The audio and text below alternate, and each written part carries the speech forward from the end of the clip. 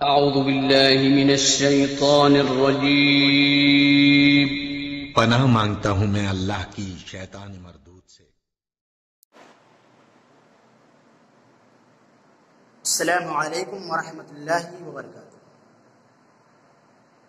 الحمد للہ رب العالمین والصلاة والسلام علی رسولہ الکریم وعلی آلہ وصحبہ اجمعین، اما بعد۔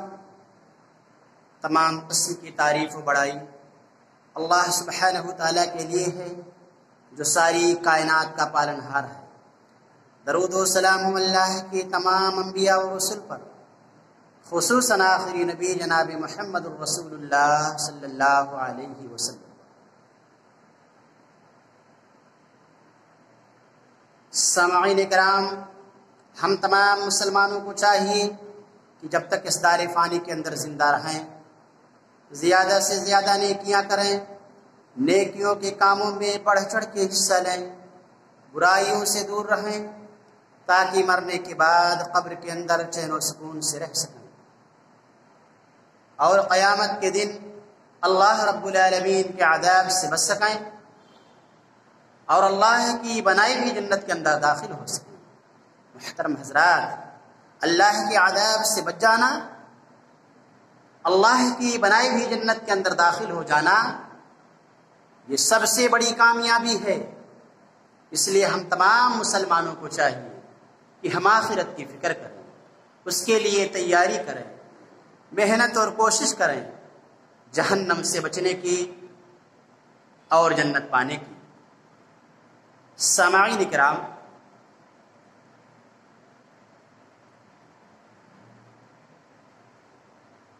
دو بھوکے بھیڑیے اگر بکریوں میں چھوڑ دیے جائیں تو وہ اتنا نقصان نہیں پہنچائیں گے۔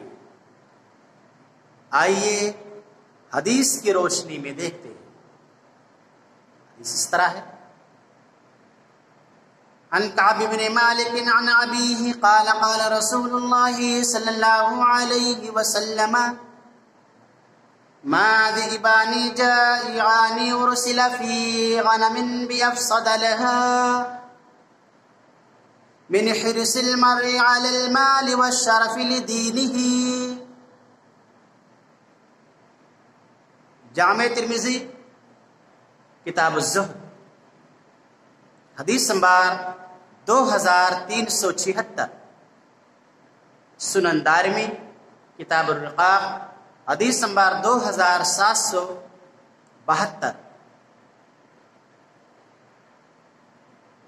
حضرت کعب بن مالک رضی اللہ تعالی عنہ اپنے والد سے روایت کرتے ہیں کہ رسول اللہ صلی اللہ علیہ وسلم نے فرمایا کہ اگر دو بھوکے بھیڑیے بکریوں میں چھوڑ دیے جائیں تو وہ بکریوں کو اتنا نقصان نہیں پہنچائیں گے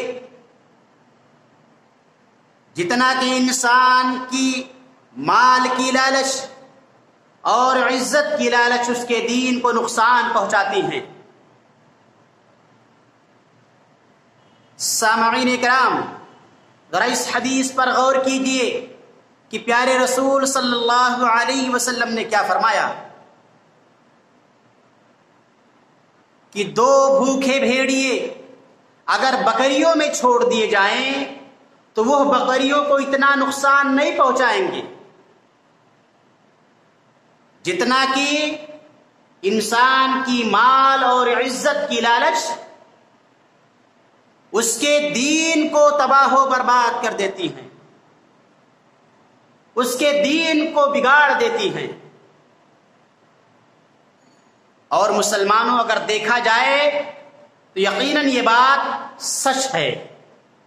آج آپ دیکھیے ایک انسان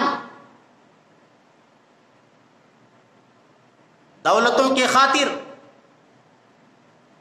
کس طرح لوگوں کو گمراہ کرتے ہیں، کس طرح لوگوں کو دین سے بھٹکاتے ہیں۔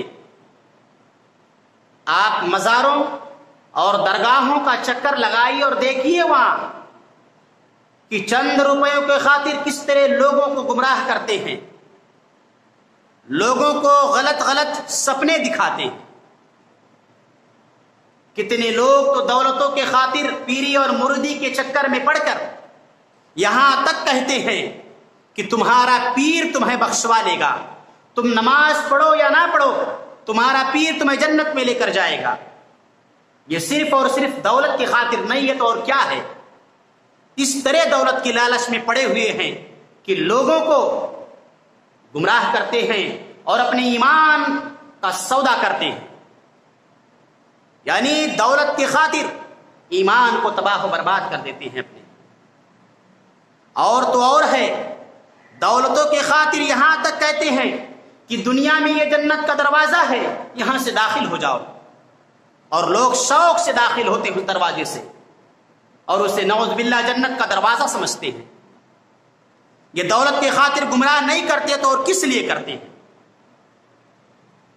لوگ دولت کی خاطر دولت کی لالچ میں پڑ کر جھوٹ بولتے ہیں، چوری کرتے ہیں، ڈاکہ ڈالتے ہیں، لوگوں کے مال کو ہڑپتے ہیں، لوگوں کی زمین پر قبضہ کرتے ہیں، صرف اور صرف اسی مال اور دولت کی لالچ کے لیے۔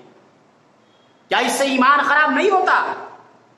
اس سے ایمان بگڑ جاتا ہے، اور اپنی جھوٹی عزت بچانے کے لیے، اپنی جھوٹی شہرت کو برقرار رکھنے کے لیے لوگ پیارے رسول صلی اللہ علیہ وسلم کی نافرمانی کرتے ہیں۔ آپ ذرا دیکھیے، شادی اور بیاہ کے موقع پر لوگ اپنی جھوٹی عزت، اپنی جھوٹی شہرت کو برقرار رکھنے کے لیے کس طرح شادی اور بیاہ میں پیارے رسول صلی اللہ علیہ وسلم کی نافرمانی کرتے ہیں۔ یہ ہے جھوٹی عزت کی لالچ کہ لوگ کیا کہیں گے، لوگ میرے بارے میں کیا کہیں گے کہ اس کے پاس عزت ہی نہیں ہے، بھلے ہی رسول کی نافرمانی ہو جائے۔ مسلمانوں، یہ دولت کی لالچ، عزت و شہرت کی لالچ ہمارے ایمان کو، ہمارے دین کو بگاڑ کے رکھ دیتی ہے۔ اس لیے ہم تمام مسلمانوں کو چاہیے کہ ہم اپنے ایمان کی حفاظت کریں، اپنے دین کی حفاظت کریں۔ یہ ہمارا ایمان سب سے بڑی دولت ہے۔ جس کے پاس ایمان نہیں وہ سمجھ لو کنگال ہے، فقیر ہے، مفلس ہے، اور دنیا میں بھی وہ ذلیل و رسوا ہوگا، اور مرنے کے بعد قیامت کے دن بھی وہ ذلیل و رسوا ہوگا۔ اس لیے ہم تمام مسلمانوں کو چاہیے کہ ہم لالچ کریں تو دین کے معاملے میں کریں، دین کے معاملے میں ایک دوسرے سے بڑھنے کی کوشش کریں کہ فلاں اللہ کے راستے میں اتنا خرچ کرتا ہے تو میں اس سے زیادہ خرچ کروں گا، فلاں مسجد میں پہنچتا ہے تو اس سے پہلے مسجد میں پہنچوں گا، فلاں قرآن کی تلاوت اتنا کرتا ہے تو میں اس سے زیادہ قرآن کی تلاوت کروں گا۔ دین کے معاملے میں لالچ کرو، دین کے معاملے میں ایک دوسرے سے بڑھنے کی کوشش کرو، اس میں کامیابی ہے، اسی میں نجات ہے، اور اسی میں دنیا اور آخرت میں عزت ہے۔ اس لیے ہم تمام مسلمانوں کو چاہیے کہ ہم رسول اللہ صلی اللہ علیہ وسلم کے بتائے ہوئے راستے پر چلیں۔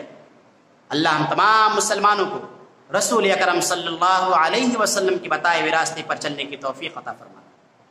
اے اللہ، جب تک ہمیں اس دار فانی کے اندر زندہ رکھ، ایمان پہ زندہ رکھ، اور جب اٹھانا تو اے اللہ ہم تمام مسلمانوں کے زبانوں پر کلمہ توحید لا الہ الا اللہ جاری رکھنا۔ آمین۔ وآخر دعوانا ان الحمد للہ رب العالمین۔